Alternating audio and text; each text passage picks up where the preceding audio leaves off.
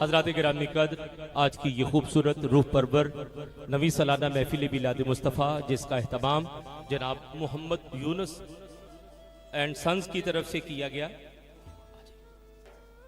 اور آج کی یہ محفل پاک جس میں تلاوت قرآن سے لے کر دعا تک جو حسن عمل نصیب ہو، ہر ذکر اور ہر ورد اور عاد و وظائف و تسبیحات تمام امت مسلمہ اور خاص طور پر جناب محمد یونس صاحب کی خانوادہ کے بزرگ جناب حاجی بشیر احمد صاحب علیہ رحمہ ان کی روح کو اصال ثواب کریں گے۔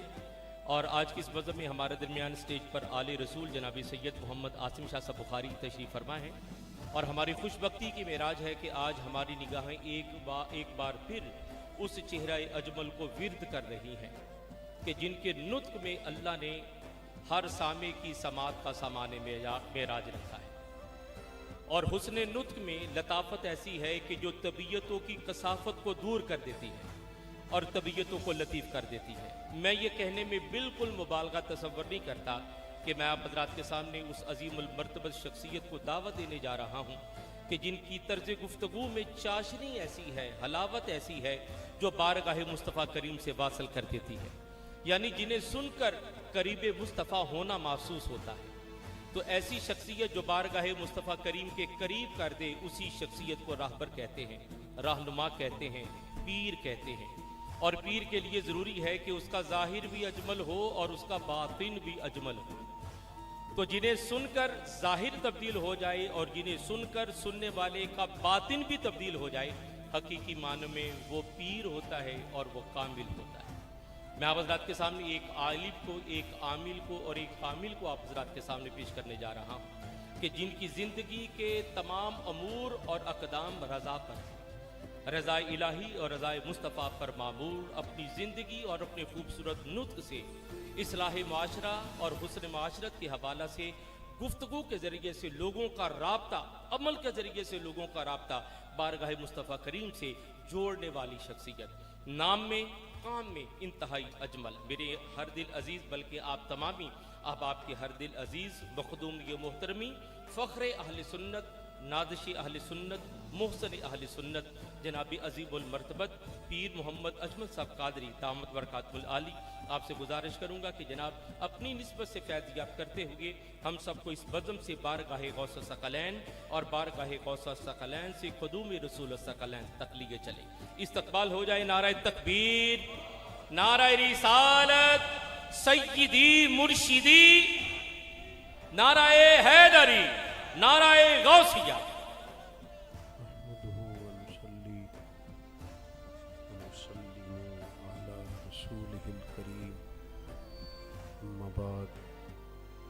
اعوذ باللہ من الشیطان الرجیم، بسم اللہ الرحمن الرحیم، النبی اولی بالمؤمنین من انفسہم، صدق اللہ العظیم وصدق رسولہ النبی الکریم الامین، ونحن علی ذلک لمن الشاہدین والشاکرین، والحمد للہ رب العالمین۔ ان اللہ وملائکتہ یصلون علی النبی یا ایہا الذین آمنوا صلوا علیہ وسلموا تسلیما۔ اللہم صل علی سیدنا و مولانا محمد معدن الجود والکرم وآلہ وصحبہ وبارک وسلم۔ سب حضرات پڑھیے الصلاۃ والسلام علیک یا رسول اللہ وعلی آلک واصحابک۔ حمد و صلاۃ کے بعد انتہائی عزت و تکریم کے لائق حضرات، علماء، مشائخ اور سادات، بڑے ہی قابل صد احترام دوستوں، بھائیوں اور بزرگوں، آج کی یہ خوبصورت محفل پاک آپ اس کی غرض و غایت ہمارے بھائی سے سماعت کر رہے تھے۔ اللہ تعالیٰ دوستوں کا یہ محنت کرنا، بندوبست کرنا اپنی بارگاہ میں قبول فرمائے۔ میری کچھ دنوں سے طبیعت اوپر نیچے ہو گئی تو کچھ پروگراموں کی ترتیبیں بعض جگہ معذرت ہوئی، بعض کے وقت تبدیل کرنے ہوئے، ان دوستوں کو بھی تھوڑی اس لحاظ سے دشواری ہوئی۔ امید ہے کہ اللہ تبارک و تعالی ہماری کوششوں کو، کاوشوں کو اخلاص کا جذبہ عطا فرمائے گا، اور پھر اس اخلاص کی برکت سے اللہ تعالیٰ قبولیت بھی نصیب فرمائے گا۔ چند ایک گزارشات آپ کی خدمت میں عرض کرنی ہے۔ اللہ تعالیٰ نے قرآن مجید میں ہمارے نبی پاک علیہ السلام کے ساتھ رشتہ بیان فرمایا۔ ارشاد فرمایا کہ النبی اولیٰ بالمؤمنین من انفسہم، فرمایا نبی کریم علیہ السلام مومنوں سے ان کی جانوں سے بھی زیادہ قریب ہے۔ عزیز دوستو، بہت سارے دنیا میں رشتے انسان کے ہوتے ہیں، لیکن کچھ رشتے بہت گہرے احساس کے رشتے ہوتے ہیں۔ ان سب رشتوں میں ہمارا سب سے حساس رشتہ نبی کریم علیہ السلام کے ساتھ، اور قرآن مجید نے فرمایا کہ یہ محبوب تمہاری جانوں سے بھی تمہارے زیادہ قریب ہے۔ آج تک کوئی نہیں بتا سکا کہ جان انسان کے جسم کے کتنا قریب ہوتی ہے، تو جو جان سے بھی زیادہ قریب ہے۔ نبی کریم علیہ السلام اپنی امت کے لیے بہت زیادہ احساس فرماتے ہیں کہ جو ہر عنوان پر آپ کو نبی پاک علیہ السلام کے ارشادات ملتے ہیں، تعلیمات ملتی ہیں، تربیت ملتی ہے، اس کی بھی وجہ یہ ہے کہ اللہ کے محبوب علیہ السلام بہت احساس فرماتے اپنی امت کا، جگہ جگہ پہ سمجھاتے، قائل کرتے۔ ہمارے اندر جتنی بھی کمزوریاں ہیں حضور علیہ السلام نے ان سب کی نشاندہی فرمائی۔ جن رستوں پہ ہمیں چلنا تھا ان سب رستوں کو واضح کر کے کھول کے حضور نے بیان فرمایا۔ اس کا نتیجہ یہ نکلا کہ امت مسلمہ کے پاس نصاب زندگی اتنا زیادہ ہے کہ کسی سے بھی کوئی چیز مستعار نہیں لینی پڑے گی، کسی سے بھی کوئی چیز ادھار نہیں مانگنی پڑے گی، سارا کچھ رسول کریم علیہ السلام نے ہمیں اپنے فضل سے اور اپنی رحمت سے عطا فرمایا، اور اس پر نبی پاک علیہ السلام کا اپنا فرمان شاہد ہے۔ کریم فرماتے ہیں کہ میری اور تمہاری مثال اس شخص کی طرح ہے جس آدمی نے آگ روشن کی تھی تو پتنگے اس میں گرتے تھے، تو وہ ان پتنگوں کو روکتا تھا کہ تم اگر آگ میں گرو گے تو جل جاؤ گے۔ وہ بار بار ادھر جاتے تھے، گرتے تھے۔ حضور فرماتے ہیں تم بھی ایسے کام کرتے ہو جو تمہیں دوزخ میں لے جائیں گے، اور میں تمہیں سینہ بند سے پکڑ کے کھینچ کے کہتا ہوں یہ کام نہ کرو، دوزخ میں جانے والا، تمہیں بچانے کی تدبیریں کرتا ہوں۔ اللہ کے پیارے رسول صلی اللہ تعالی علیہ وسلم کی جو تبلیغ ہے وہ بھی اس طرح نہیں ہے جس طرح آج میری طرح کے لوگ تبلیغ کرتے ہیں، کہ اس میں بعض جگہ پہ جارحانہ پن بھی پایا جاتا ہے، شدت بھی پائی جاتی ہے، اور بعض جگہ تبلیغ و اشاعت سے زیادہ پروٹوکول اور شہرت کا دخل ہوتا ہے۔ نبی پاک علیہ السلام کی جو تبلیغ ہے اس میں نہایت درد ہے، نہایت احساس ہے۔ کبھی آپ نے دیکھا ہے کہ ماں جب اپنے بیٹے کو سمجھانا چاہتی ہے یا باپ اپنے بیٹے کو سمجھانا چاہتا ہے تو اسے سامنے بٹھا کے جملوں کی عمدہ اور اعلیٰ ترتیب کے چکر میں نہیں پڑتا، بلکہ اس کی خواہش ہوتی ہے کہ کسی بھی طریقے سے میرا بیٹا بری عادات کو چھوڑ دے۔ اس کے لیے والدہ روتی بھی ہے، گزارش بھی کرتی ہے، سمجھاتی بھی ہے، باپ اس کے لیے بڑی جدوجہد بھی کرتا ہے، اور بیٹے کو یہ بھی بتاتا ہے کہ بیٹا میں نے تو ساری زندگی تیرے نام کر دی، اور میں یہ چاہتا ہوں کہ تو سنور جائے، تیرے اندر تبدیلی آ جائے۔ بڑی کوشش کرتا ہے والد، اور بیٹا اگر وعدہ کر بھی لے کہ ابا جی آج کے بعد شکایت کا موقع نہیں ملے گا، تو پھر بھی وہ مطمئن نہیں ہوتا، بلکہ ہم نے دیکھا ہے کہ وہ رات کو مصلے پہ بیٹھ کے ماں باپ روتے ہیں، یا اللہ ہماری کمائی نہ کہیں ساری چلی جائے، کوشش کرتے ہیں، شدت احساس ہے۔ حضور علیہ السلام کا امت کے ساتھ چونکہ بڑا حساس رشتہ ہے، تو تبلیغ دین میں آپ کو شدت احساس ملے گا، شدت احساس۔ حضور علیہ السلام کی خواہش ہے کہ لوگ ایسے کام کریں کہ جنت میں جائیں، لوگ ایسے کام کریں کہ اللہ کا قرب پائیں، میری امت ایسے کام کرے کہ دنیا میں امامت کا فریضہ سر انجام دے، یہ اس طرح کے ہو جائیں کہ ان کا طرز زندگی سب کے لیے مشعل راہ ہو، یہ سب سے کامیاب ترین وقت گزارے۔ اس کے لیے نبی پاک علیہ السلام ارشادات فرماتے، سمجھاتے، قائل کرتے، تبلیغ کرتے، اور پھر رات کو حضور ہوتے بھی کہ اللہ انہیں ہدایت کا نور عطا، ان کے لیے ساتھ دعا بھی فرماتے۔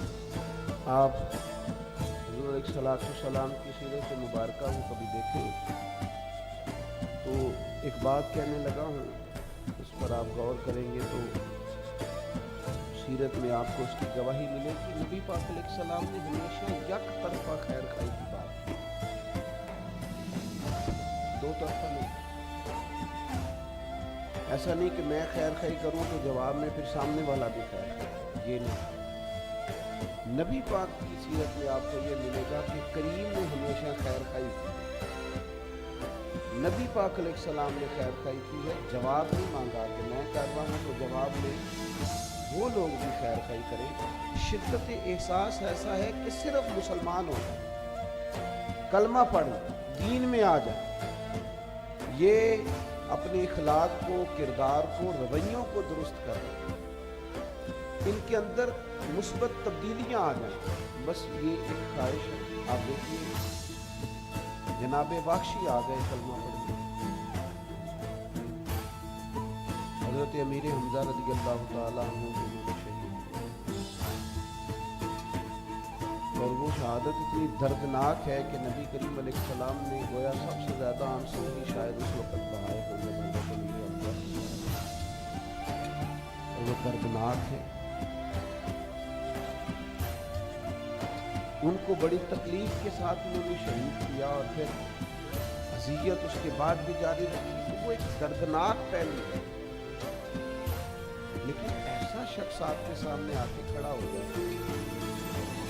جس کی دی ہوئی تکلیف کو آپ نے بڑی شدت سے محسوس کیا، ہمارے ہاں تو معاف کرنے کا مزاج ہی نہیں، طبیعت ہی نہیں۔ وہ 30-40 سال پہلے جب ہماری شادی ہونے لگی تھی تو اس وقت سسرال والوں نے کوئی ایک بات کر دی تھی، عمر بیت گئی ہے، بچے بھی بیائے گئے، پر ہم وہ بات بھولنے کو تیار ہی نہیں۔ جب لڑائی شروع ہوتی ہے بات وہیں سے شروع کرتے ہیں، تو تیرے ابا نے یہ کہا تھا بھائی اب چھوڑ بھی دے، اب تو دور بات بڑی دور نکل گئی، معاف کر دے، جانے دے۔ ہم تو ضد پال لیتے اور اس قدر زیادہ شدت کرتے ہیں کہ وہ کوئی ایسے محسوس ہوتا ہے کہ جیسے کہ ہم نے کبھی غلطی کی نہیں، تو لہذا سامنے والے نے کیا تو معاف نہیں کرے۔ وہ جناب بخشی آئے،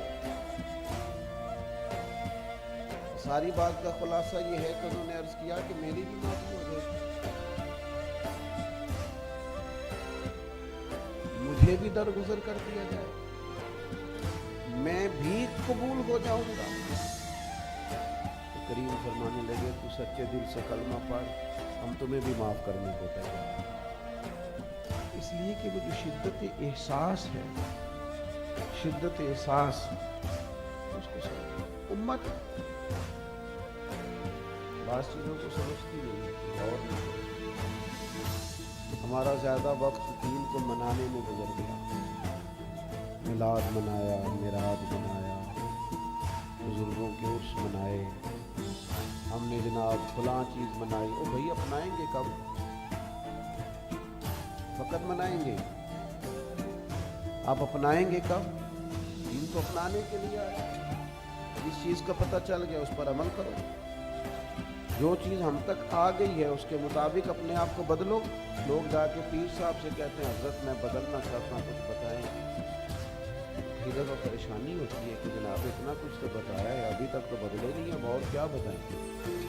ہر موضوع پر تو بتایا ہے، ہر عنوان پر تو تفصیل دی ہے، ہر جو ہے پہلو اس پر تو گفتگو کرنے کی کوشش کی ہے اپنی بساط کے مطابق۔ اب کیا مطلب، ہم نئی چیز کیا چاہتے ہیں؟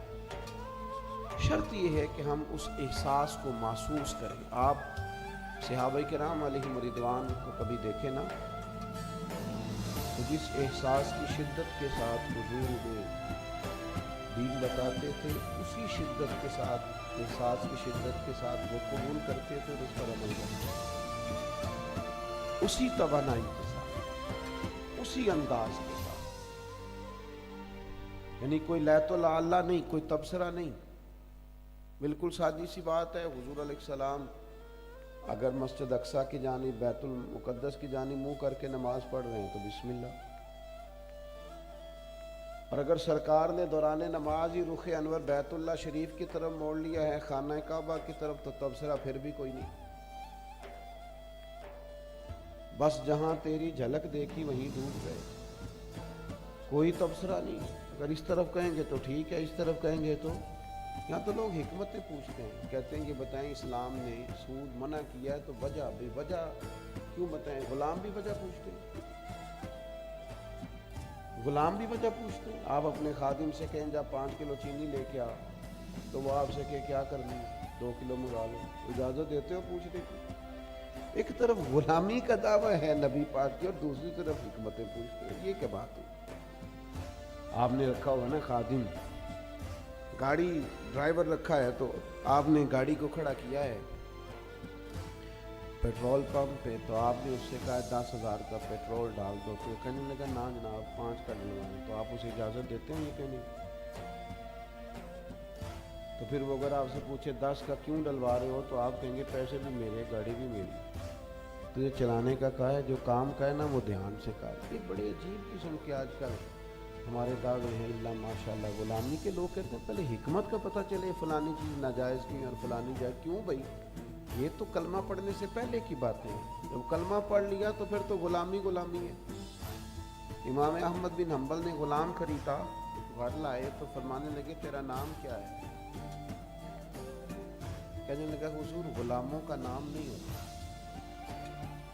بس آپ اشارہ کر دیں گے میں سمجھ گیا ہوں کہ مجھے پیغام ہے۔ تو میں کھائے گا کیا؟ بس کرنے لگا حضور غلاموں کے نخرے نہیں ہوتے، جو ٹکڑا ملا۔ امام صاحب کہتے ہیں مجھے وجد ہو گیا، غلام کی بات ہے۔ میں نے کہا یہ کمرے ہیں کوئی پسند کر لے، کہاں رہو گے؟ تو کہنے لگا حضور جہاں آپ نے کہنا ہے سو جا، چپ کر کے سو جاؤں گا، سانو قید سجن دا گہنا ہے، وہ جنج رکھے اساں اونج رہنا ہے۔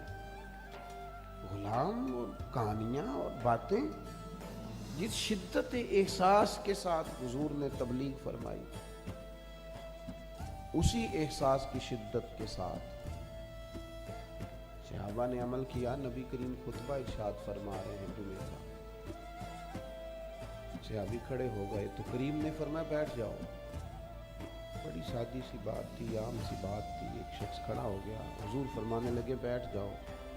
ایک صحابی گلی میں تھے، ان کے کان میں آواز آئی بیٹھ جاؤ، وہیں بیٹھ گئے۔ ایک بنو غنم میں تھے، ابھی قبیلہ بنو غنم کے قریب، ان کے کانوں میں آواز آئی بیٹھ جاؤ، تو وہ وہیں بیٹھ گئے۔ کوئی کسی جگہ تھے، ان کے کانوں میں آواز آئی تو بیٹھ گئے۔ تکمیل نماز پر حضور نے فرمایا آپ کہاں تھے، آپ کہاں تھے، آپ کہاں تھے؟ عرض کرنے لگے یا رسول اللہ صلی اللہ تعالی علیہ وسلم آپ نے فرمایا بیٹھ جاؤ تو بیٹھ گئے، فرمایا بیٹھ جاؤ تو بیٹھ گئے۔ تو حضور فرمانے لگے نہ آپ سے کہا، نہ آپ سے کہا، نہ آپ، میں نے تو فلاں سے کہا۔ عرض کی حضور آپ نے نام تو نہیں نہ لیا؟ آپ نے کہا بیٹھ جاؤ تو سارے ہی، کیونکہ غلام تو شدت سے بات مانتے ہیں، لیکن یہاں غلام ہیں، مسلمان ہیں، دعویٰ ہے، اور جب باری عمل کی آتی ہے تو پھر کمزوری ہے، پلپلا پن ہے، لہجوں میں لفظوں کے اندر سستی ہے، غفلت ہے، اور بات کرتے ہیں تو وہ اس میں یہ ہے کہ کر لیں گے، شروع کرنے لگے ہیں، آپ دعا کریں، بس ارادہ میرا بھی بن گیا ہے، تھوڑا ہی ٹائم رہ گیا ہے، بچوں کی شادی ہو جائے۔ یہ غلامی نہیں، غلاموں کا یہ مزاج نہیں ہے۔ جیسا کہ میں نے کہا تھا زیادہ باتیں نہیں کرنی، بڑی جلدی سمیٹ دوں گا۔ اللہ کے محبوب علیہ السلام گزر رہے تھے بس راہ سے، ایک آدمی کا بہت اونچا گھر دیکھا، کچھ بھی نہیں کہا سرکار نے، بس ذرا پسند نہیں کیا، چہرہ مبارکہ پہ نا ناراضگی کیا سارا ہے، بس پسند نہیں کیا حضور نے۔ آپ کی توجہ ہے میری بات پر؟ ایک ہوتا ہے واضح حکم ہونا، ایک ہوتا ہے بندہ مرضی سمجھ لے کہ محبوب کی مرضی کیا ہے، وہ رضا سمجھ لے کہ وہ کس بات میں راضی ہے، کس میں ناراض ہے، وہ اس مرضی کو. بہت سارے لوگ کہتے ہیں جی ابا جی حکم کریں جی، وہ جیسے کہیں گے میں کروں گا. تو میں کہتا ہوں کریں کیوں جی؟ آپ کو ابا جی کی مرضی کا پتہ نہیں وہ کیا چاہتے ہیں؟ آپ اماں جی سے کہیں جی جیسے کہیں گے میں. بھائی اماں جی کو کہنا کیوں پڑا ہے؟ آپ کو پتہ نہیں وہ کیا چاہتی ہیں؟ آپ تو بھانپ لیں مرضی پہ. دو قسم کے ہوتے ہیں نا لوگ. ایک لوگ کہتے ہیں میں پوچھ کے آیا ہوں، تو بھئی آپ نے کہا تھا جاؤں، تو وہ کیا کہتے ہیں؟ نہ جاؤ. میں اجازت لے کے آیا ہوں. بھئی آپ نے مانگی تھی تو دینی تو تھی اجازت. ایک اجازت ہوتی ہے، ایک مرضی ہوتی ہے. وہ مرضی کیوں نہیں آپ تلاش کرتے؟ وہ بھانپتے کیوں نہیں؟ معرفت الہی یہ ہے، حضور کی غلامی یہ ہے کہ بندہ نہ اس مقام تک پہنچ جائے کہ رب رسول کی رضا کی، پھر اپنے آپ کو اس رضا میں وہ ڈھالنا شروع کر دے. اس کی طبیعت ہو، وہ ڈھل جائے، اس کا مزاج بن جائے. تو اللہ کے محبوب علیہ السلام گزرے تو وہ مکان بڑا اونچا انہوں نے بنایا تھا. حضور کے چہرے پہ ناراضگی ہے. لوگوں نے بتایا کہ حضور گزرے، آپ کا وہ مکان پسند نہیں ہے. جائز ہے اگر کسی کے پاس حلال کا جتنا مرضی اونچا بنائے، جائز ہونا بھی اور بات ہے، اور حضور کی پسند ہونا یہ بھی اور بات ہے. بہت اونچا تھا، بلند و بالا تھا. حضور گزرے، پسند نہیں آیا. تو صحابی نے جا کے پوچھا نہیں یا رسول اللہ کیا کروں؟ گرا دوں، رکھوں کہ نہ رکھوں، بیچ دوں؟ حضور کو نہیں پسند آیا. جس شدت سے تبلیغ ہوئی اسی شدت سے فرما برداری نہیں پسند آیا. انہوں نے کدال پکڑا، کئی پکڑی، اوزار پکڑے، سارا مکان گرا دیا. بہت نہ رکھا جتنا ضرورت کا، باقی اوپر سے سب گرایا. پھر آ کے بتایا نہیں، نمبر نہیں بنایا کہ وہ جی آپ کو نہیں پسند تھا تو میں نے گرا دیا. ایسا نہیں کیا. مثال دے رہا ہوں، ہمارے ہاں لوگ کرتے ہیں نا جی، کوئی کام کر کے پھر ان کو اپنے نمبر بھی شمار کروانے ہوتے ہیں، پتہ چل جائے. اور بعض ایسے لوگ ہیں اس جگہ جا کے نمبر شمار کراتے ہیں جہاں کرانے ہی نہیں چاہیے. نمبر شمار کرانا منع ہے، وہاں بھی وہ کوشش کرتے ہیں. بتایا نہیں، کہا نہیں. حضور پھر وہاں سے گزرے، فرمایا اس کے مکان کا کیا ہوا؟ یا رسول اللہ آپ کو پسند نہیں نہ آیا تو گرا دیا. اب میرے کریم راضی ہوئے.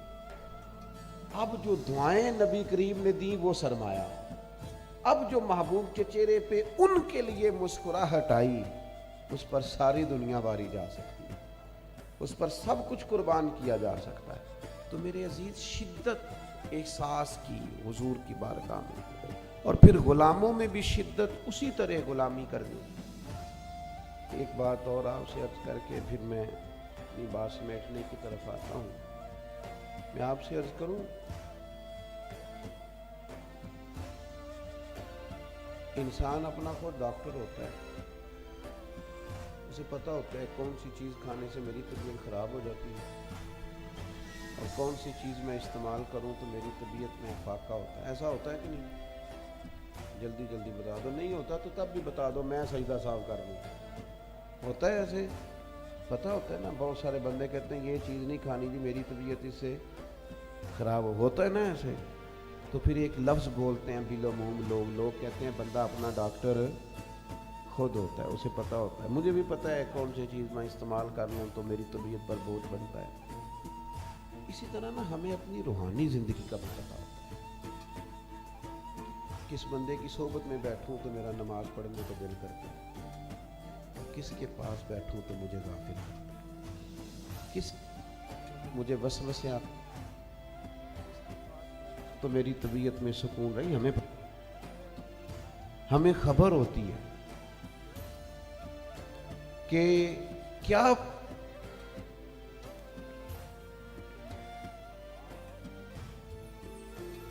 کو آواز آ رہی ہے میری دوستوں؟ یہ اکثر یہ چیزیں ہمارے ساتھ ہوتی رہتی ہیں. اب کرنے کا کام یہ ہے کہ جب ہمیں پتہ چل جاتا ہے نا یہ چیز کھانے سے طبیعت خراب ہوتی ہے تو لازمی ضرورت یہ ہے کہ بڑا دل بھی چاہے تو ہم وہ چیز استعمال نہ کریں۔ اسی طرح کوشش کریں جہاں جانے سے غفلت پیدا ہوتی ہے، جہاں جانے سے دل سخت ہوتا ہے، جہاں جانے سے ہمارے دینی اور روحانی معاملات میں خرابی پیدا ہوتی ہے، ان جگہوں سے خود بخود بچیں۔ جہاں جانے سے روحانی ترقی پیدا ہوتی ہے، جہاں جانے سے ہم سمجھتے ہیں عبادت کا ذوق بڑھتا ہے، اللہ کی جانب توجہ جاتی ہے، سنت شریعت پر عمل کرنے کا جذبہ پیدا ہوتا ہے، وہاں اپنے آپ کو لے جائیں، ان رستوں پہ چلیں، اچھی صحبتوں کا انتخاب کریں، اچھے خیالات کے لوگوں کے پاس بیٹھیں۔ اور اگر آپ سمجھ رہے ہیں کہ فلاں چیز جب سے میرے ذہن میں آئی ہے معاملات اور کے اور ہو گئے، تو ہمیں خود بخود ان چیزوں سے بچنا چاہیے۔ ہم نے تو اپنے بزرگوں کو یہی کرتے دیکھا کہ وہ تو کئی دفعہ بہت شہرت ہونے لگی تو انہوں نے اپنے آپ کو بیک کرنا شروع کر دیا، کہا نہیں میں اعتدال میں رہنا چاہتا ہوں۔ بہت لوگ پیچھے بھاگنے لگے تو انہوں نے سفر تھوڑا محدود کر دیا کہ نہیں یار یہ دیکھیں نا، کچھ لوگوں کو مزہ آتا ہے، لوگ گاڑیوں کے پیچھے بھاگے تو شور ہو تو وہ ایسے ایسے کرے تو مزہ آتا ہے، کچھ کو ڈر آتا ہے، کچھ کو خوف آتا ہے، کچھ کا دل کانپتا ہے۔ وہ کہتے ہیں کہ میری اجرت میری محنت سے زیادہ کیوں ہے، میرے محسن تیرے احسان سے ڈر لگتا ہے۔ رب کے کچھ بندے دعا مانگتے تھے، یا اللہ اگر میں نیک ہوں تو میری شہرت، میرا وقار، میرا آنا جانا، کہیں مجھے میری ساری نیکیوں کا اجر دنیا میں نہ دے دینا۔ اس سے ڈرتے تھے، انہیں زیادہ خیال آتا، پھل زیادہ لگ جائے درخت کو تو جھکنے لگتا ہے، پیچھے پیچھے ہونے لگتا، بیک ہونے لگ جاتا ہے، کہتا نہیں نہیں یار مجھے چھپنا چاہیے تھوڑا سا۔ تو میرے عزیز خود تھوڑا نا اپنے روحانی طبیب بنے، تھوڑا سا اپنے آپ پر خود بھی تو توجہ دینا۔ ہم نے خود بھی اپنے آپ کو بڑا کھلا چھوڑ دیا ہے، سارا دھیان دوسروں کے رکھا ہوا ہے، کون کیا کر رہا ہے۔ تھوڑا دھیان اپنا رکھیں، اپنے اوپر تھوڑی محنت فرمائیں۔ دل آہستہ آہستہ سخت ہوتے جا رہے ہیں، دوسروں کے بارے میں رائے سخت ہوتی جا رہی ہے، تبصرے زیادہ ہوتے جا رہے ہیں، بحثیں زیادہ ہیں، عمل تھوڑا ہے اور شہرت کا شوق زیادہ ہے۔ جو ہم نے نہیں کیا اس پر بھی ہم اپنی تعریف چاہتے ہیں، جو ہم نہیں ہیں وہ بھی ہم کہلوانا چاہتے ہیں۔ ان چیزوں سے اپنے آپ کو بچائیں۔ میں دعا کرتا ہوں اللہ تعالی ہمارے دوستوں کی کوشش اور کاوش کو اپنی بارگاہ میں قبول فرمائے، اور جن بزرگوں کے سال ثواب کے لیے انہوں نے یہ سارا اہتمام کیا ہے، اللہ تعالیٰ ان پر خاص رحمت کی نظر فرمائے۔ محفل ابھی جاری رہے گی کہ ختم ہو؟ سلام ہوگا اور سید صاحب دعا فرمائیں۔